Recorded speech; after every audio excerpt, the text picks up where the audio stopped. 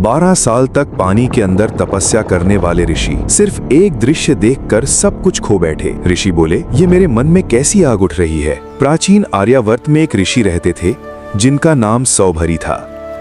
ऋषि सौभरी संसार छोड़ चुके थे। उन्होंने संकल्प लिया कि अब उनका जीवन केवल तपस्या को समर्पित होगा। फिर ऋषि नदी के गहरे जल में चले गए। दिन बीते, महीने बीते, फिर साल गुजर गए। उनकी तपस्या इतनी प्रबल थी कि जल के जीव भी उन्हें प्रणाम करते थे, लेकिन मन कभी पूरी तरह शांत नहीं होता। एक दिन ऋषि ने कुछ ऐसा देखा जिसकी कल्पना उन्होंने कभी नहीं की थी। 2 मछलियां काम वासना में लिप्त क्रीड़ा कर रहे थे। वो केवल 2 मछलियां थीं, लेकिन ऋषि के मन में वासना जाग चुकी थी। क्या मैंने जीवन का एक सुख खो दिया? और वो हुआ जो एक ऋषि के साथ नहीं होना चाहिए था। ऋषि सौभरी समुद्र से बाहर आए। काले बादल, बिजली कड़कना। उस दिन एक तूफानी रात हो चुकी थी।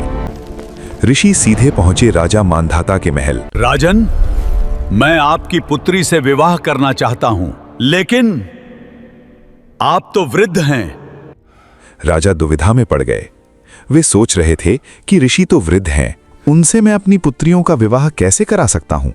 तब ऋषि ने अपनी योग शक्ति का प्रयोग किया। ऋषि इतने सुंदर युवा दिख रहे थे कि राजकुमारियां स्वयं उन्हें देखने लगीं। फिर ऋषि ने कई राजकुमारियों से विवाह कर लिया।